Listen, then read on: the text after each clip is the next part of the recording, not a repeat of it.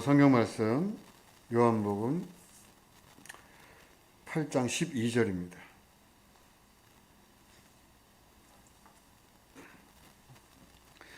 예수께서 또 말씀하여 이르시되 나는 세상의 빛이니 나를 따르는 자는 어둠에 다니지 아니하고 생명의 빛을 얻으리라.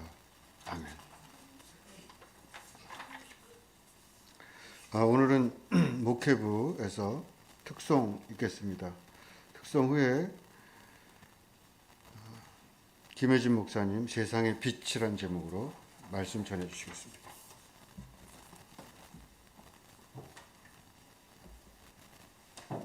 감사합니다. 제가 먼저 기도하겠습니다.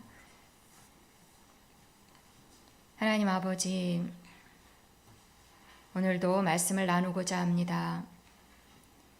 생명의 말씀, 하나님의 말씀을 함께 공유하고 잘 증거되어지도록 성령님 도와주신 줄 믿습니다.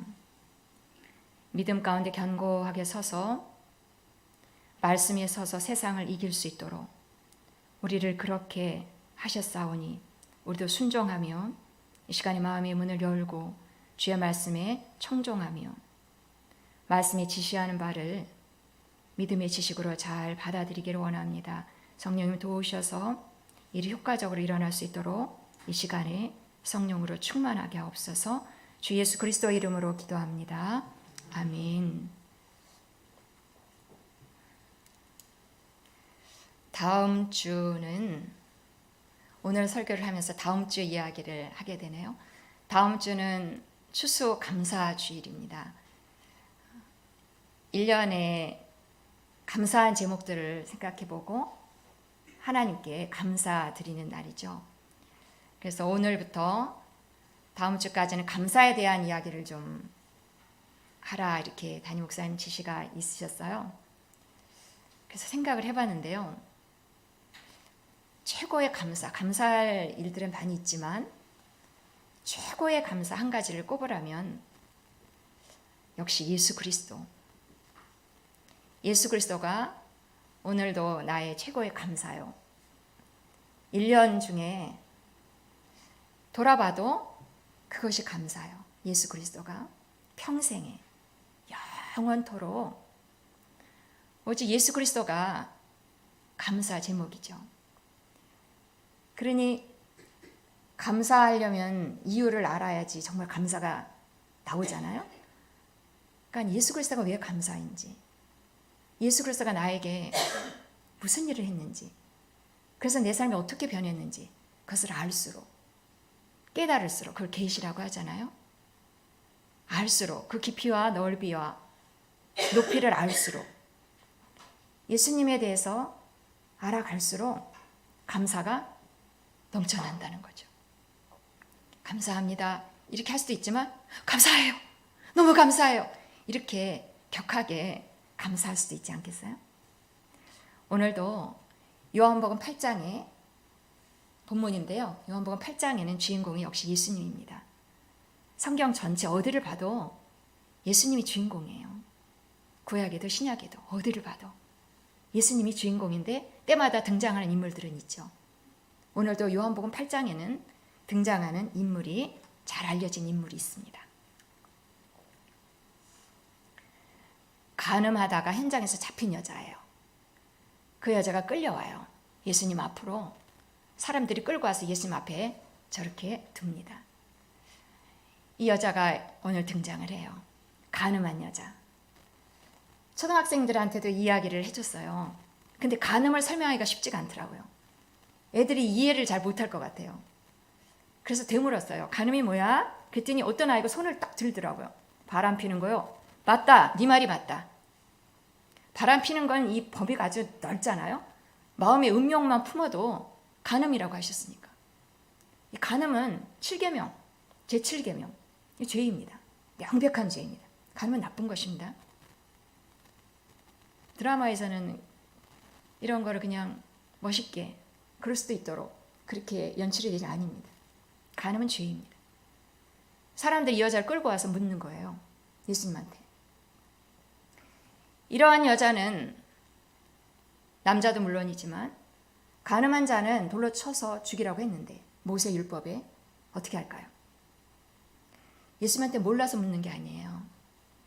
사람들은 예수님을 떠보는 거예요. 고소하려고. 고소할 빌미를 잡으려고. 예수님을 안 믿는 거죠. 예수님을 믿고 사랑하고 예수님이 나를 위해서 무엇을 했는가. 그래서 깊이 알수록 평생과 영생에 영원토록 감사의 제목이라고 했는데 이 사람들은 감사하기는커녕 믿지 않는 거예요. 예수님 믿지 않으면 손해인데. 예수님이 사람들의 이야기를 듣고 땅에 우선 앉아서 손가락으로 글씨를 쓰셨습니다. 뭐라고 썼을지 모르겠어요. 너희 주제를 알라 뭐 이렇게 썼을까요? 성경에 기록이 앉아서 모르겠어요. 예수님 앉아서 글을 쓰는데 계속 사람들이 묻기를 마다하지 않는 거예요. 돌로 치랴 말이야. 선생이여 당신은 뭐라고 말하겠나이까. 돌로 치라고 하면 너는 사랑도 없냐? 예수님한테 이렇게 반박할 수 있죠. 돌로 치지 마라. 이렇게 예수님이 말한다면 너는 하나님의 법도 어기냐? 어떤 대답을 해도 이건 아주 어려운 문제요. 질문이요. 대답이 될 것입니다. 근데 예수님이 사람들이 계속 질문할 때 일어나셨어요. 마침내 일어나셔서 한 말씀 하십니다. 그 유명한 말씀을 하십니다. 너 중에 죄 없는 자가 돌로 쳐라.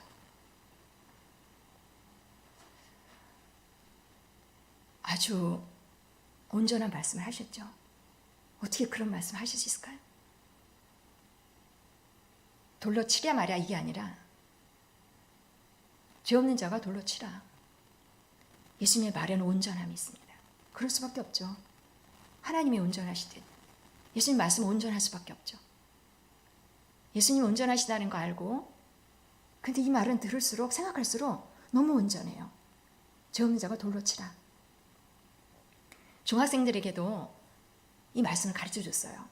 아이들은요 학교에 다니고 집에 믿지 않는 부모 가운데 있으면서 하나님 말씀을 들을 기회가 없습니다. 세상 말만 다 듣고 사는 거예요. 온통 하루 종일. 그러다 이 말씀을 들으니까 애들이 생각이 이렇게 깨이는 것 같아요. 하나님 말씀 들려주니까 듣고 그 말씀을 기억하더라고요.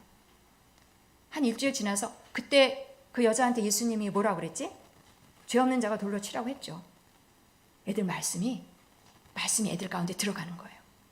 말씀을 이렇게 들으면 보이지 않는 하나님의 세계가 열립니다. 학생들 가운데도. 그래서 믿음의 세계. 예수님을 만나게 되는 거죠. 말씀을 듣다가. 예수님을 만나면 궁지에 몰렸을 때, 인생에 벽에 부딪혔을 때 살 길이 열리는 것입니다. 그러니 하나님의 말씀을 증거하는 일은 얼마나 소중한지 몰라요.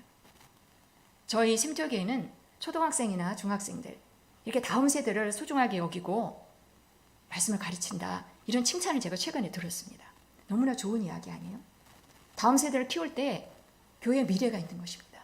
생각나실 때마다 학생들을 위해서 기도해 주시기 바랍니다. 이 여자는 그대로 앉아 있었는데 사람들이 떠나가기 시작했어요. 어른부터 시작해서 젊은이까지 다 돌을 가져갔을 수도 있겠어요. 내려놓고 다 갑니다. 사라집니다. 왜 그랬을까요? 다 찔렸기 때문이죠. 양심의 가책을 받아. 죄 없는 사람이 어디 있겠어요? 어른부터 먼저 갔다고 하니까 어른의 죄가 더 많을 수도 있죠. 살다 보면 죄가 쌓이게 되어 있습니다. 죄 없는 자가 없는 거죠. 모든 사람이 죄를 범하였습니다. 그 말씀 그대로 모든 사람이 사라져 버렸습니다. 예수님이 그 여자에게 먼저 말을 하시죠. 너를 고소하고 고발하던 사람들이 어디 있느냐? 없나이다. 예수님 말씀하십니다. 나도 너를 정죄하지 않는다. 이러면서 이 사건은 끝이 납니다. 이 여자의 심정을 한번 생각해 봤어요. 이렇게 끌려온 여자. 많은 사람들 가운데 그 따갑게 사람들이 쳐다보고 있고 이 사람은 이 여자는 그 현장에서 잡히는 순간 죽음을 예상했을 것입니다. 죽었구나. 난 이제 죽었구나. 사람들부터 당하는 수치감, 고통스러움, 두려움. 그 현장을 그 여자가 어떻게 버텼는지 모르겠어요. 이미 정신적으로는 혼이 나갔을 수도 있어요. 이미 죽은 목숨. 그런데 이 여자 어떻게 됐나요? 이 여자는 그야말로 죽을 고비를 넘깁니다. 살았구나. 그런데 그때 우리가 한 가지 생각해 볼 것은 누가 이 여자를 살렸냐는 것입니다. 예수가 구주입니다. 이 여자에게 예수님이 이 여자를 보내면서 마지막으로 한 말이 있습니다. 그게 오늘 우리가 주목하고 살펴볼 이야기가 되겠습니다. 이런 말씀을 하셨어요. 같이 한번 읽어볼까요? 시작. 가서 다시는 죄를 범하지 말라. 예수님이 이 여자를 보내면서 마지막으로 이 말씀을 던지셨어요. 가서 죄 짓지 마라. 여러분, 예수님이 이 말을 하셨는데 이거 지킬 수 있을까요? 이 여자는 이제 살아서 앞으로 살아가야 할 날이 많아요. 근데 살면서 죄 짓지 않고 살 수 있을까요? 우리의 삶을 돌아볼 때 이건 불가능해 보이는 그런 말입니다. 우리의 삶은 매일매일이 죄 짓는 삶이잖아요. 매일매일 원치 않지만 이 죄의 본성대로 제가 기회만 나면 화가 나고 짜증이 나고 슬프고 괴롭고 힘들고 죄가 순간순간 튀어나오는 것이 우리 인생입니다. 근데 예수님은 그 여자가 왜 이런 말을 하셨을까요? 죄 짓지 마라. 잘 나가다 끝말에 마지막 말이 중요하잖아요. 예수님이 이 말을 딱 던지시는 거예요. 이 여자가 이거 지킬 수도 없을 텐데 왜 이렇게 무거운 짐을 얹어주시는 걸까요? 예수님은 온전하신 분인데 아까도 그 온전한 말에 대해서 우리가 이야기 나눴듯이 예수님은 온전한 말을 하실 텐데 왜 이 말을 하셨을까? 예수님에게 숨겨진 카드가 있습니다. 예수님은 방법이 있어요. 사람으로는 저게 불가능하죠. 어떻게 저렇게 살 수 있겠어요? 그러나 예수님은 방법이 있어요. 말씀을 통해서 그것이 나오고 있습니다. 같이 한번 이 말씀도 읽어보겠습니다. 나는 세상의 빛이니. 예수님 빛이라는 것입니다. 예수님이 빛으로 세상에 왔어요. 예수님의 정체는 빛이에요. 왜 세상에 빛으로 왔을까요? 세상이 어둡기 때문입니다. 세상은 어두워요. 어둡기 때문에 빛이 온 거예요. 예수님이 빛이라는 거예요. 어둠이라는 것은 우리가 조금만 살펴보면 이것은 죄의 특징이에요. 어두울 때 죄가 더 튀어나오잖아요. 죄는 빛하고 짝지어지는 게 아니에요. 죄하고 빛하고는 상극이에요. 죄는 어둠하고 짝이에요. 어두울 때 죄가 드러나고 죄의 특징은 어둠이에요. 도둑들도 밤에 활동하잖아요. 어두울 때. 세상이 어둡다는 것은 한마디로 세상에 죄가 많다라는 거예요. 겉으로 보이진 않죠. 세련되어져 가고 세상의 문제가 해결되어지는 것 같고 이전의 문제가 다시 해결되어져 가는 것 같고 이렇게 세상이 좋아지고 발전하는 것 같지만 세상의 근본은 변하지 않습니다. 세상에는 죄가 그대로 있어요. 오늘도 내일도 이 죄는 여전합니다. 세상에 어둠이 있다는 거예요. 세상에 어둠이 있는데 예수님의 말씀으로 다시 돌아가서 제가 한번 생각을 해봤어요. 우리의 현실은 어둠이에요. 죄가 있어요. 여길 봐도 저길 봐도. 조금만 들여다보면 진지하게 들여다보면 세상은 고해예요. 삶이 어려워요. 녹록하지가 않아요. 그런데 예수님 말씀으로 다시 돌아가서 죄 짓지 말라고.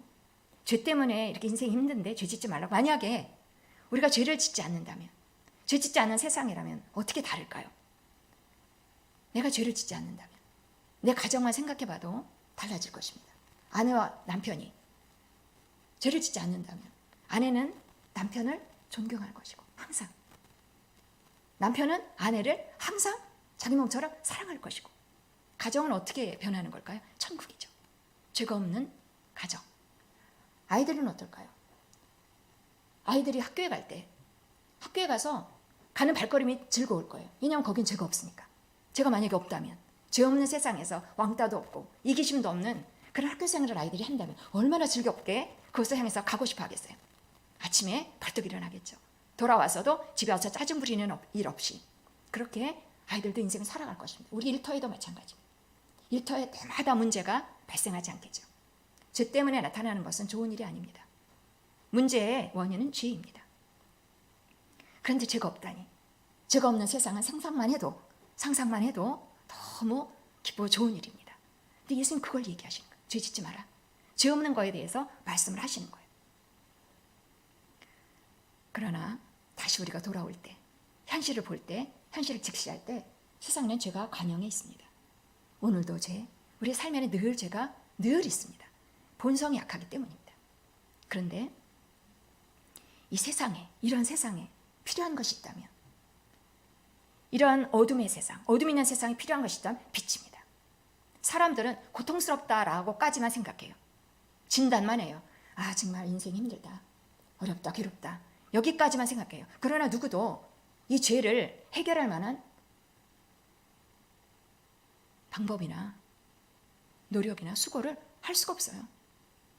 왜 안 했겠어요? 그러나 할 수가 없어서 오늘날 우리가 이렇게 사는 것입니다. 그러나 하나님은 다르십니다. 사람은 진단만 해요. 괴롭다, 느끼기만 해요. 오감으로. 그러나 하나님은 달라요. 하나님은 처방을 내리시고 해결하십니다. 이것이 하나님의 능력이고, 이것을 우리한테 베푸시는 것은 하나님의 사랑입니다.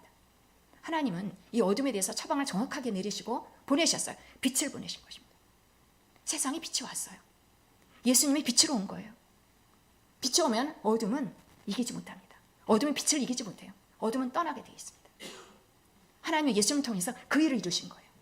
예수님이 온 것은 우리랑 너무 관련이 있죠. 우리를 위해서 온 것이 맞죠. 빛으로 오신 것입니다. 세상의 빛이라고 그랬죠. 예수님 말씀이 세상의 빛이다. 그러니까 나의 빛이에요. 예수님은 나의 빛이에요.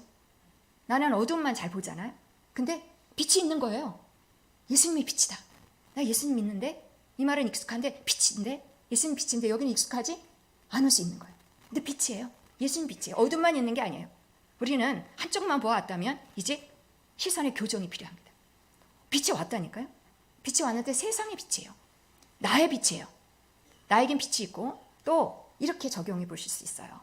나의 빛이건 내 자녀의 빛은 아니야. 내 식구들의 빛은 아니야. 예수 안 믿거든. 빛이 아니야. 근데 분명하잖아요. 세상의 빛이다. 나의 빛이요, 자녀의 빛입니다. 자녀에까지 적용을 하셔야 됩니다. 온 세상의 빛이 교회의 빛만 아니에요. 이거는 교회에만 예수님의 빛이야. 아니에요. 그건 배타주의예요. 다른 사람들을 생각하지 않는 거예요. 교회만의 빛이 아니에요. 세상의 빛이에요. 모든 사람들이 빛이에요. 예수님 그렇게 온 거예요. 빛이 와 있다라는 거예요. 우리는 그것을 잘 적용해야 됩니다. 사람들에게 누구에게나 어둠이 있고 누구에게나 빛이 필요하고, 그러므로 누구에게나 예수님이 빛이 될 수 있다라는 것입니다. 우리는 그 개념을 가지고, 그 믿음을 가지고 세상을 바라보고 해석할 수 있어야 되겠습니다. 온 세상 사람들 가운데 지금 얼마나 많은 사람들이 있는지 모르겠어요. 그런데 우리나라만 벗어나면 사람들이 다르게 생겼잖아요. 뭐 코, 크기, 높이 다 다르고 눈 색깔, 그 많은 사람들, 세상 곳곳에 사는 사람들을 우리가 생각해 볼 때, 여러분 그 사람들 누가 만들었어요? 저는 그걸 생각해 보면, 와, 사람이 이렇게 사람들을 만들 수는 없잖아요. 사람은 사람의 창조물이 아닙니다. 사람들이 이렇게 다르고 이렇게 각각 특성도 다르고 이 오묘하게 이 사람들을 누가 과연 만들 수 있을까요? 창조주는 한 분입니다. 하나님이 사람을 이렇게 비슷하지만 또 다르게 이렇게 만드신 분은 한 분이십니다. 창조주는 한 분입니다. 하나님이 모든 사람을 만든 것입니다. 우리나라 사람은 생각하고 저 사람은 다른 나라 사람, 우리는 우리나라 사람, 여기만 구분하고 살 것이 아닙니다. 모든 이 만민을 누가 만들었는가? 우리는 거기까지 확대해서 생각할 줄 알아야 되겠습니다. 모든 사람들, 온 인류의 창조주는 하나님이십니다. 그리고 세상의 빛이 예수 그리스도입니다.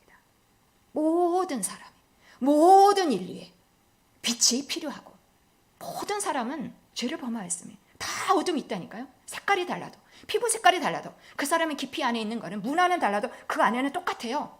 모든 사람이 죄의 문제가 있는 것입니다. 인생이 어두워요. 밖으로는 웃어도 속에는 어둠이 존재하는 것입니다. 그러므로 어둠 가운데 무엇이 필요한가? 와 있다니까요. 빛이 필요하구나. 해답이 없는 것이 아니구나. 우리는 그 믿음을 가지는 것이 정상입니다. 오래된 팝송 중에 이런 거 있어요. You are my sunshine. 제가 좀 불러볼까요? You are my sunshine, my only sunshine. You make me happy when sky is gray. 뭐 이렇게 나가는 거예요. 연인이 생겼을 때 막 사랑하는 마음이 막 생기면서 너는 나의 태양이야. 하늘이 어둡고 상황이 어두워도 너만 있으면 돼. 이 노래가 막 절로 나오는 거예요. 그 연인을 태양이라고, 빛이라고 부르는 거예요. 그런데 여러분, 이것도 빛 맞죠? 그 연인이 막 생겼을 때, 연애가 진행될 때 가슴이 설레고 마음이 구름 한 점 없어요. 화창하죠? 빛이죠, 그야말로. 그런데 이 빛 얼마나 갈까요? 결혼했어요. 이 빛이 조금 줄어들죠. 그러다가 이혼하는 사람도 있잖아요. 너는 나의 태양이야 이러다가 이혼하는 사람은 그 빛이 소멸된 거잖아요. 이렇게 이런 빛들의 특징은 우리가 이 세상을 살아가면서도 빛의 조각들을 만나요. 그것만 생각하면 기분이 화창해지고 즐거운 일들이 생긴다고요. 근데 이것은 빛의 조각들이에요. 이 빛의 조각들의 특징은 짧아요. 수명이 짧아요. 그거 지나면 다시 어두워. 그래서 이 빛을 우리가 의지하면서 살 수 없는 거예요. 그러나 참빛이 있으니, 세상에 참빛이 있으니 예수 그리스도가 참빛이라는 거예요. 이 빛의 특징은요, 생명의 빛이에요. 생명의 빛이에요. 예수님 때문에 우리가 죽을 맛이 아니라 생명을 달마다 누린다는 거예요. 그 빛이 와 있다는 거예요. 하나님이 그것을 우리에게 주신 거예요. 예수님을 통해서 온 것이 바로 그거예요. 나는 죽을 인생만 전개되는 것이 아니라는 거예요. 나에게는 빛이 있다는 거예요. 그 빛의 특징은 영원해요. 하나님의 나라에서는 해가 필요 없어요. 요한계시록에 나와 있죠. 하나님의 나라에 가면 해가 없대요. 왜냐? 하나님이 빛이니까. 해가 필요 없어요. 광명한 빛이 거기 있으니까 어둠이 없다는 거예요. 그 빛이 예수님이 가져온 그 빛이에요. 이 땅 가운데도 그 빛이 와 있는 거예요. 그러니까 내가 그것을 소유하고 있다는 것을 아는 것이 중요한 것입니다. 여러분, 이제 어둠만 있지 않다는 것을 우리가 정리가 되었습니다. 예수님은 온 목적이 그거예요. 빛으로. 그러니까 나는 어두면 이제 안 맞는 거예요. 나는 왜 이렇게 답답하지 인생이? 이 말이 안 맞는 거예요. 그거는 어둠만 보고 빛을 인식하지 않은 상태에서 하는 말이에요. 그러니까 그런 부정적인 말이 나오는 거는 믿음의 말이 아니에요. 줄이고 없애야 돼요. 나는 피곤해서 죽겠어. 왜 죽어요? 생명의 빛이 있는데. 바꾸는 거예요. 이렇게 인식을 바꾸는 거예요. 그게 믿음이고 진리예요. 빛이 있는데 저기 빛이 있고 내 안에는 없다. 이거 아니라는 거죠. 예수님이 내 안에 들어왔을 때 그 빛이 들어오는 거예요. 빛의 정체로. 내 안에 분명한 명백한 빛이 있는 거예요. 가정이 캄캄해요? 빛이 있다니까요. 우리 가정이 빛이에요. 내 자녀의 빛이에요. 내 삶의 앞으로의 미래 누가 알아요? 그러나 빛이 있다는 거를 우리가 인식하고 살아갈 때 다른 인생을 살 수 있는 거예요. 빛된 인생이 바로 그거예요. 예수님이 우리를 향해서 놀라운 일을 하셨죠. 하나님이 그 일을 하셨죠. 어마어마한 일이 우리 안에 이루어진 거예요. 우리는 삶의 해답을 가지고 있어요. 빛. 세상의 빛. 나의 빛. 내 자녀의 빛. 그러면 여러분, 이 빛이 이렇게 왔으니 세상에 이제 어둠이 종식됐나요? 우리가 그걸 살펴야 됩니다. 세상에서 이제 우리가 매일 살아가고 있는데 빛이 왔으니, 빛이 오면 어둠은 사라지게 돼 있는데 그 원리에 따르면 빛이 없어야 맞는데 아니잖아요. 여전히 빛이, 빛과 반대된 어둠이 있는데요. 내가 사는 현장에서 빛이 있으면서 동시에 어둠이 있는데요. 그걸 잘 해석하셔야 됩니다. 빛은 왔어요. 그러나 우리의 삶을 잘 해석해야 됩니다. 이것이 여기 믿음이 필요해요. 우리가 죄를 지어요. 우리 살다 보면 죄를 지어요. 남을 미워하고 짜증나고 갈등이 생기고 어려움이 생겨요. 발생해요. 어둠이 있어요. 들락날락해요.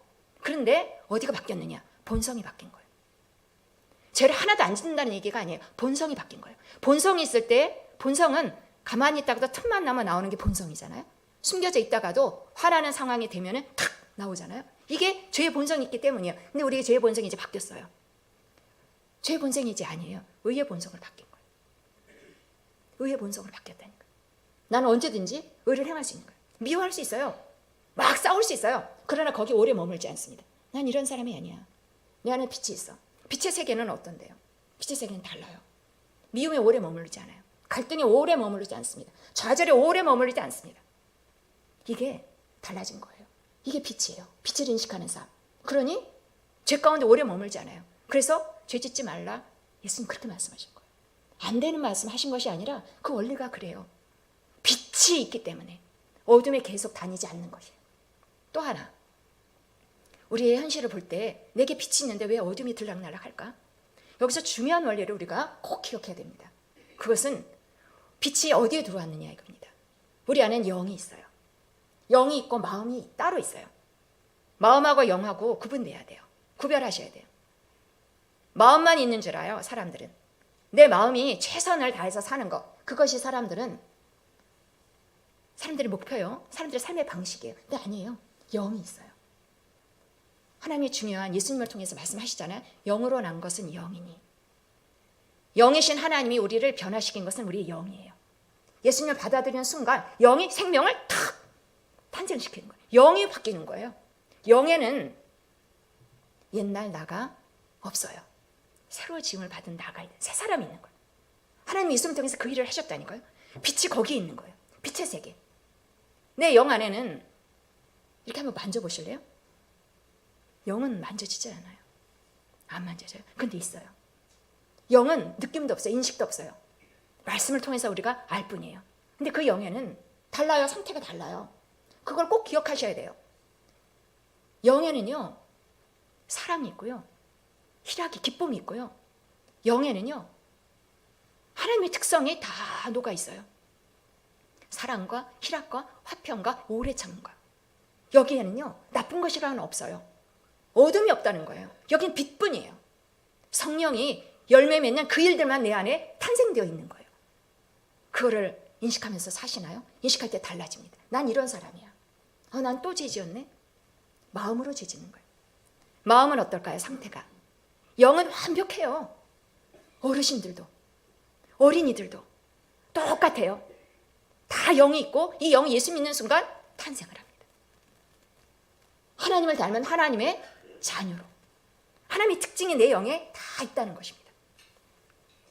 그걸 인식할 때 삶이 달라지는 거예요. 마음만 인식하면 그대로 사는 거예요. 세상 사람들이 사는 것처럼. 세상에 어둠이 있다 했잖아요. 우리가 살아가는 세상에 어둠의 일들이 허다하게 많잖아요. 너 왜 어둠, 왜 짓지요? 이렇게 얘기할 수 없고 그냥 살아가는 거잖아요. 참아가면서 사는 거잖아요. 어둠의 세상을 우린 그렇게 살고 있잖아요. 그거는 마음 중심으로 생각할 때 그렇습니다. 마음으로는 아직 변화가 필요해요. 마음은 하나님의 자녀답지 않은 부분이 아직 많아요. 그래서 이 마음의 변화가 우리의 남은 인생에 할 일이에요. 마음의 생각을 바꾸는 거죠. 마음으로. 마음에 내 안에 어둠이 들어올 때 마음이 그걸 따라가잖아요. 어둠을 따라가게 돼 있습니다. 이 마음에는 변화가 필요해요. 마음이 완전하느냐? 아니에요. 마음은 다 상태가 그만한 거죠. 마음에는 변화가 필요한 거예요. 영하고 완전히 달라요. 그래서 하나님의 말씀 볼 때 분리해서 보시면은 딱 맞습니다. 예수님보다 더 큰 일을 하리라. 우리 마음으로 절대 그렇게 못합니다. 마음의 변화를 하지 않는 이상. 우리 마음엔 죄가 들락날락해요. 근데 우리 영 안에는 어둠이 없다니까요. 이 영 안에 빛이 들어와 있는 거예요.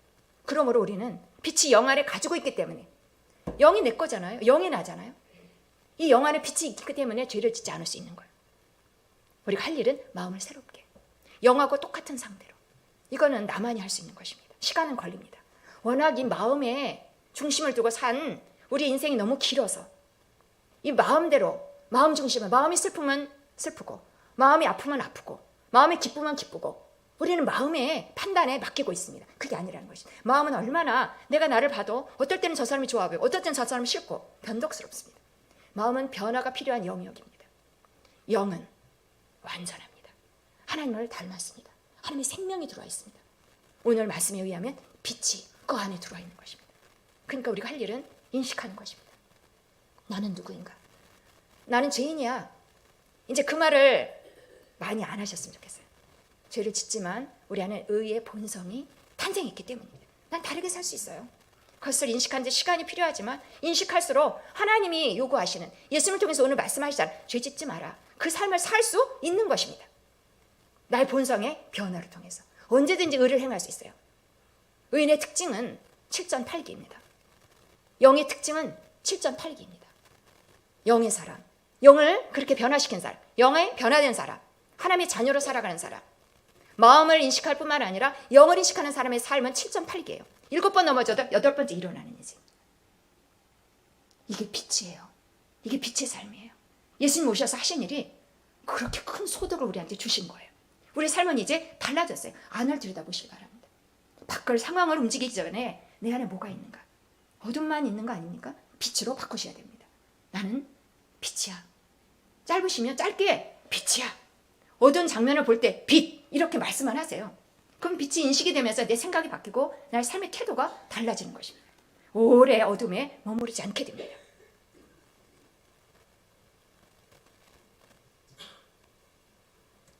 빛이 세상에 왔으나 세상이 확 달라졌느냐?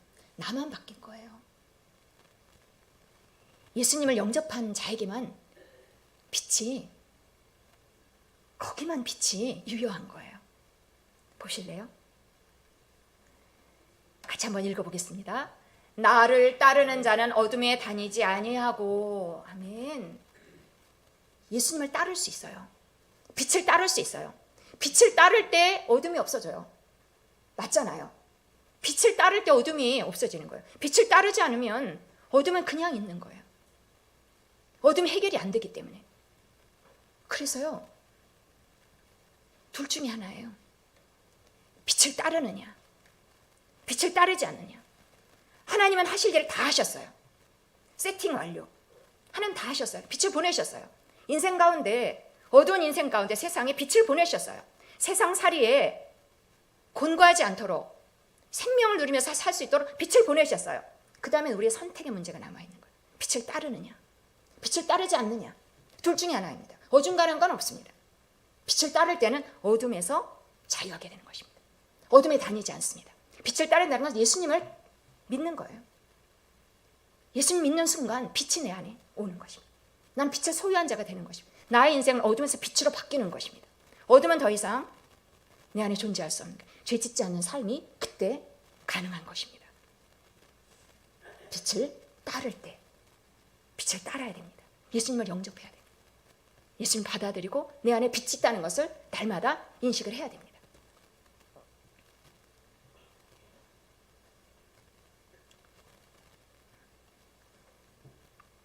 이 빛에 대한 인식, 이것을 잘하기 위해서는 별다른 수고가 필요합니다.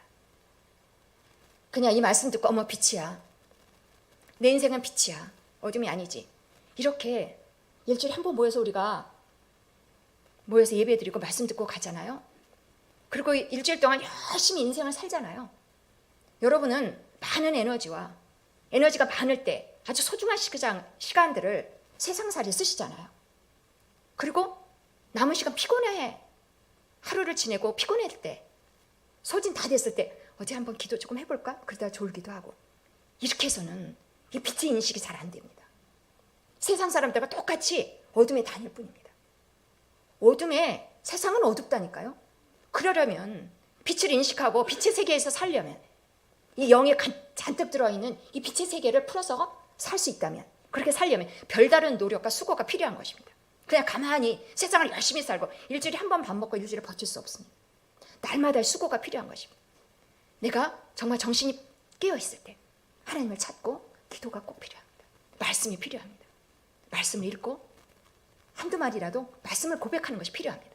세상에서만 열심히 산다고 해서 안 됩니다. 빛의 세계를 살 수 없습니다. 지식은 가지고 있어도, 소유는 했어도 사용은 못합니다. 그래서 별다른 지식이 꼭 필요합니다. 기도하러 오셔야 됩니다. 기도 시간이 반드시 필요합니다. 기도할 때 영이신 하나님께 내 영이 활성화되는 것입니다. 내 안에 빛이 있다는 것은 그때서야 세상에서는 어둠뿐이었는데 아니구나, 빛이구나, 이렇게 빛을 인식하게 되는 것입니다. 기도 시간을 꼭 소유하셔야 됩니다. 오시기 바랍니다. 교회는 기도의 집이에요. 여기서 같이 기도하셔야 됩니다. 금요일날 기도회가 진행되는데 집에서 TV 보고 혹시 있으시다면 저는 그거 아니라고 생각합니다. 같이 오셔야 됩니다. 기도 시간을 가지셔야 됩니다. 만약에 못 오시면 그 시간에 시간을 작정하시고 같이 기도하셔야 됩니다. 왜냐하면 기도하지 않으면, 이 영적인 활동이 없이는 세상살이만으로는, 육신의 삶만으로는 빛의 삶을 살 수 없습니다. 다시 어둠 가운데, 암흑 가운데 헤맬 뿐입니다. 그럼 하나님 도와주세요. 그게 최선입니다. 그렇게 살면 그건 빛의 삶이 아닙니다. 생명을 누리는 삶이 아닙니다. 그러므로 반드시 날마다 나의 삶에서 양식이 필요하듯 날마다 영의 양식이 필요한 것입니다. 부르짖어 기도하고 하나님을 찾고 하나님을 부르고, 이런 기도 시간이 반드시 필요합니다. 오시기 바랍니다. 초대합니다. 그럴 때 와서 같이 기도하면 교회가 달라집니다. 이 생명의식이 다 같이 모여서 기도할 때 그 의식이 발동이 됩니다. 영이 활성화된다니까요. 가지고만 있는 것이 아니라 사용할 만한 힘이 막 생겨요. 그런 생각들이 내 안에서 정리가 막 됩니다. 그럼 어떻게 할까요? 그 빛을 확인하고 가면 집에 가서 전하게 돼 있습니다. 식구들에게 이 빛을 전파하게 돼 있습니다. 그러면 빛을 얻는 사람들이 확대되어져 가는 거죠. 혼자서 한다고 하면 안 됩니다. 혼자서 기도 생활도 없죠. 말씀도 아니었죠. 열심히만 성실하게 살기만 하죠. 빛을 발할 수 없습니다. 자기 빛 인식하는 것조차도 어렵습니다. 그래서 의도적이고 그런 수고가 반드시 필요한 것입니다. 와서 같이 기도하고 그럴 때 우리가 나가서 이 빛을 나타내게 돼 있습니다. 빛을 전하게 돼 있습니다. 어두운 사람을 볼 때 빛이 생각이 납니다. 그 빛을 전하죠. 그럴 때 우리만 있는 것이 아닙니다. 이 교회에 우리만 덩그러니 이렇게 유지되는 것이 아닙니다. 새로운 사람들이 들어옵니다. 새로운 사람 들어오면 우리 교회의 빛이 확산이 이루어지는 것입니다. 그것이 하나님 예수님을 보내신 이유입니다. 빛을 보내신 우리만 누리는 것이 아니라 확산이 이 빛이 점점 확대되어져 가는 것입니다. 우리는 이대로 있지 않을 것입니다. 끝으로 성경에 38년 된 병자 이야기가 나오잖아요. 이 남자는 38년 동안이나 병을 앓고 꼼짝 못하고 누워서 지내는 사람이에요. 그때 당시에 평균 연령이 높지 않은 때 뭐 전 생애를 저렇게 누워서 무기력하게 그렇게 지낸 사람입니다. 저 사람은 38년 동안이나 아팠어요. 그런데 저 사람을 보고 우리가 어떻게 생각할 수 있을까요? 저렇게 오랫동안 아프다 보면 마음도 좀 성숙해지고 다른 아픈 사람에 대한 동정심도 생기고 저래도 의미가 있지 않겠어? 그런 말을 하면 안 됩니다. 왜냐하면 저건 어둠에 눌리는 삶이에요. 왜냐하면 다른 여지가 있기 때문입니다. 일어나고 낫고 치료하는 여지가 있기 때문입니다. 치료가 하나님의 뜻이에요. 치료가 안 돼서 안 돼서 저렇게 사는 거지 치료가 필요 없어. 이거는 말이 아닙니다. 치료는 하나님의 뜻입니다. 예수님이 오셔서 그래서 저 사람을 고치는 거잖아요. 예수님이 저 사람을 보고 이것이 의미가 있다면 누워서 지내는 것이 의미가 있다면 너는 인내하여라 이렇게 하셨을 거예요. 그러나 예수님 그 자리에서 일어나라고 합니다. 네 들 것을 들고 걸어가라. 그 사람은 걸어갔습니다. 그리고 예수님이 이 사람을 보내면서 하시는 말 똑같은 말 하십니다. 가서 다시는 죄짓지 마라. 불가능한 말이 아니라는 것을 우리는 오늘 충분하게 나눴습니다. 빛 때문에 그렇습니다. 죄는 어둠이에요. 빛이 오면 어둠은 빛을 이길 수 없습니다. 우리는 어둠이 아니라 빛입니다. 그래서 이 말을 묵상하시고 말씀하시고 빛, 어둠과 관계되는 것을 내 삶인 양 말씀하시는 것을 이제 중단하시고 빛이다 해보자. 빛으로 내 안에 그 일을 자꾸 활성화시키는 성령님도 계시고 내가 인식하고 하나님 나의 믿음을 요구하세요. 로봇처럼 우리를 좌지우지하지 않으십니다. 믿음을 발휘할 수 있도록 빛이구나. 예수님 개인이 믿는 게 아니구나. 빛이구나. 이것을 위해서 내가 날마다 하나님께 나아가야 되겠구나. 빛을 활성화시켜야 되겠구나. 큰 일을 해보자. 예수님보다 더 큰 일을 내 영 안에는 할 수 있습니다. 그 영을 활성화시키기 바랍니다. 우리에게 빛을 보내신 예수님, 빛으로 오신 예수님, 우리에게 예수님을 통해서 빛을 주신 하나님을 찬양합니다. 기도하시겠습니다.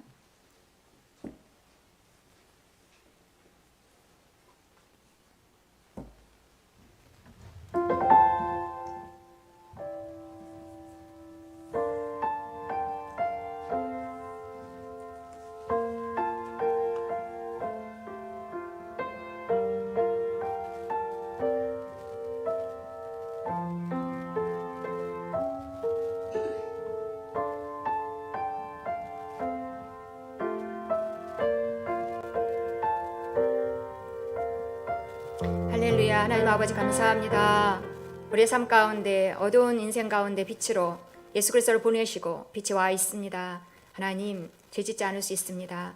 우리 영 안에 놀라운 이 빛의 세계를 열어놓으셨기 때문입니다. 자꾸 인식하고 또 인식하고 날마다 이 믿음 가운데서 승리하고 빛된 삶을 살 수 있도록 우리에게 여건을 마련하셨사오니 이제 저에게 맡겨주옵소서. 성령님 날마다 생각나게 하시고 날마다 믿음의 수고를 하는 가운데 이 빛이 활성화되도록 우리 안에 영이 활성화되도록 우리 각 사람을 성령님 도우시고 축복하옵소서. 감사하옵고 주 예수 그리스도 이름으로 기도합니다.